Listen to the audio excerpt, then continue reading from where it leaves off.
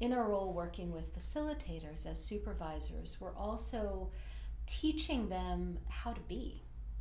We're teaching them a way of being with the people that they're working with in the group so that we can help them learn how to be present, learn how to hold a space, learn how to listen with compassion and empathy and redirect when necessary, but not try to fix or solve or help or try to convince participants of anything. And as supervisors, we really need to be mindful of that in ourselves too. So as a supervisor, really watching the tendency to fix or even overly cheerlead for the people you're supervising. You really want the balance of meeting people. And what that can look like, the difference there, is if a facilitator is sharing something where something went well and something was maybe needing to be addressed in supervision, you want to make sure that you're not in the space of saying, oh, you did, it was great, good job, next time. Like, relax, just relax. Let yourself acknowledge what went well and allow room to explore with people what they might do differently.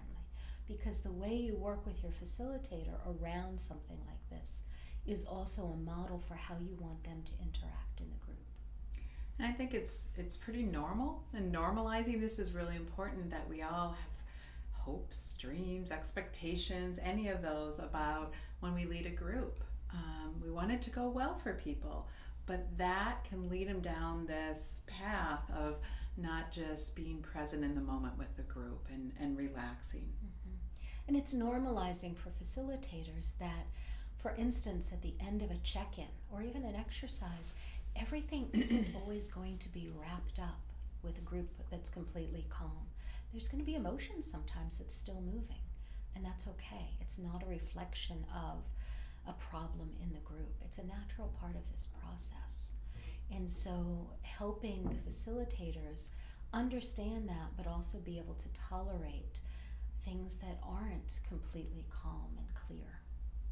And I think that taps into a lot of people's perfectionism or wanting to show up in supervision looking competent or having it all together. So it's really important to create a relationship with the people you're supervising that allows them to kind of go explore those edges that are with all of us, and what can they learn from that.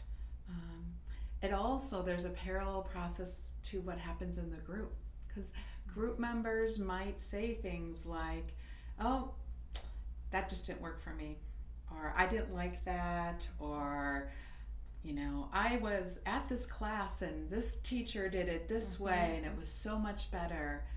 And for a facilitator, when it's important to help them in supervision be able to not get kind of emotionally triggered by that or roped into having it go well for everyone, because you want them to follow up and be curious with their group.